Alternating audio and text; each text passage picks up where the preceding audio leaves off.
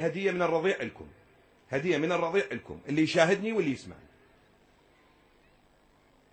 اكو لغة اسمها جمل، جمل صغير وجمل كبير. اعلمك اللغة اللي مطلوبة هي الجمل الكبير. عندنا احرف من الابتدائية حافظينهن، ابجد هوز حطي كلمون الى اخره.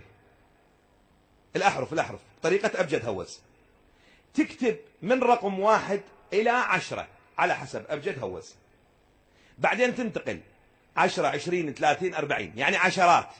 أول 10 أرقام أحادي، وبعدين عشرات، بعدين مئات، يوصل إلى آخر حرف الألف.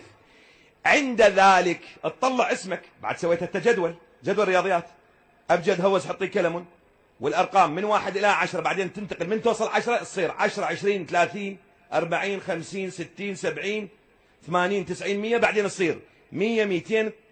تفتهمني شنو قاعد اقول؟ واضحه الصوره، واضحه الصوره. هذه الارقام تطلع اسمك ايش قد يساوي اسمك بالرقم. تطلع اسمك الان تطلع اسمك، تصلي على محمد وآل محمد بعدد رقم اسمك. ايش قد طلع الرقم؟ 131 126 140 12 3. ايش قد يطلع الرقم من اسمك؟ تصلي وتذكر حاجتك وتصلي. اقسم وحق نحر الرضيع تقضى كل حاجة. يحتاج اعيدها لو نمشي بعد بالموضوع؟ ما يحتاج؟ الله يبيض وجهكم. اعيدها؟ ما يردها، ما واضحه يعني.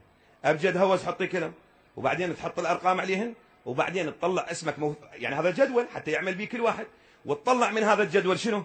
تطلع اسمك، صلي بعدد الرقم اللي طلع له اسمك، تذكر حاجتك، صلوات بعدها، لانه حتى على قول الامام الصادق ان الله يستحي ان ياخذ المقدم والمؤخر ويترك ما بينهما. سر من اسرار الرضيع، هديه من الرضيع لكم.